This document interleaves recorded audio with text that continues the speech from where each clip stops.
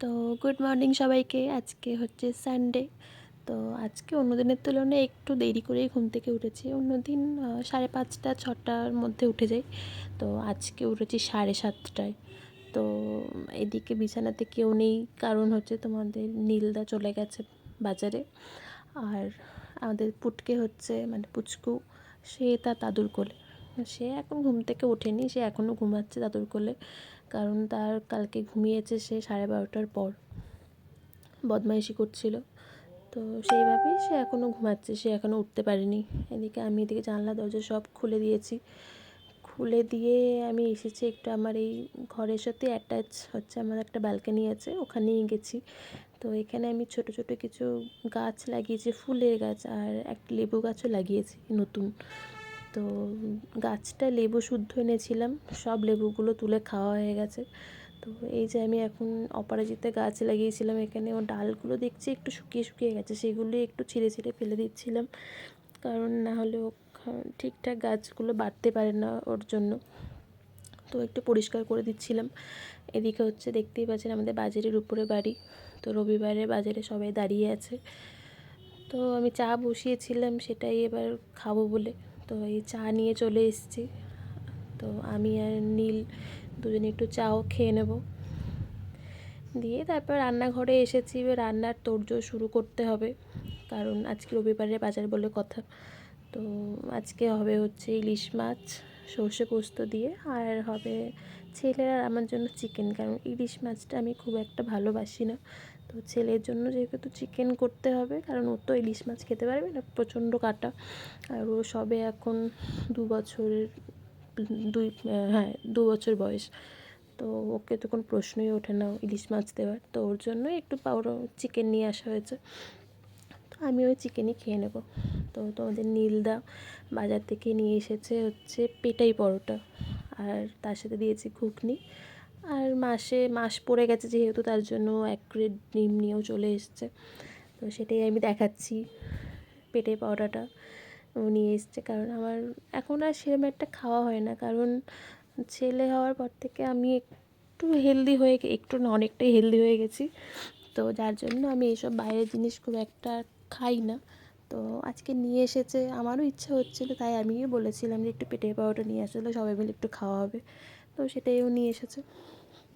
তো এখানে আমি আমার শ্বশুর আর শাশুড়ির জন্য আগে বেড়ে দিচ্ছি।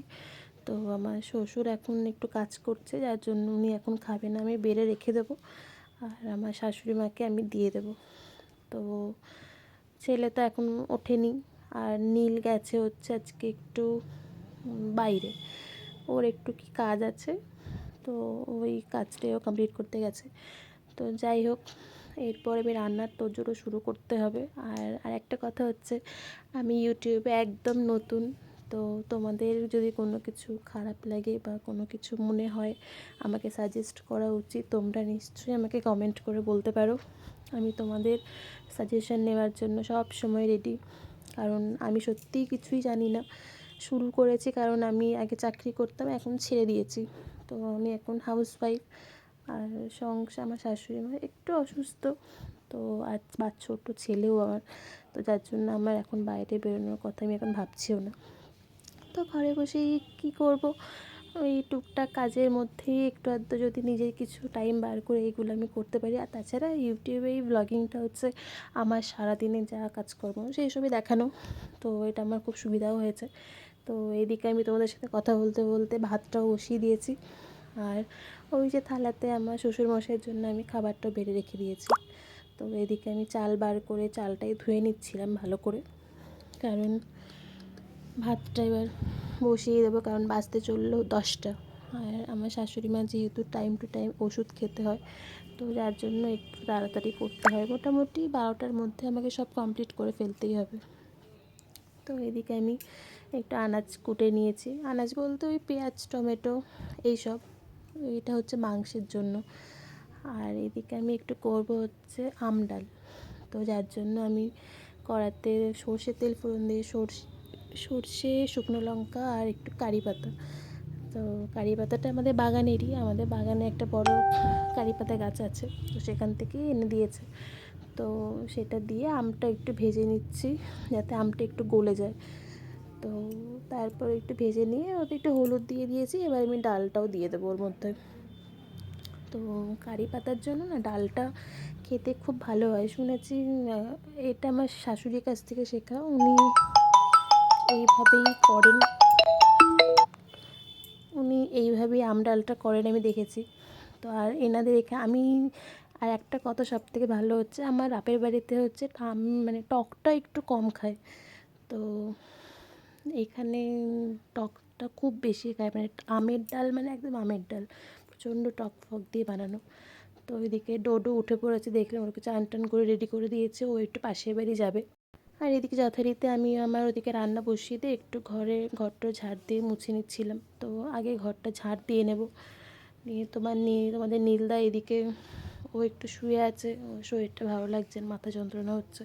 যার জন্য সে আমাকেই বললো যে আমি একটু শুচ্ছি, তো আমি তোমার হয়ে গেলে আমাকে ডেকো, আমি স্নান করে খেয়ে নেবো।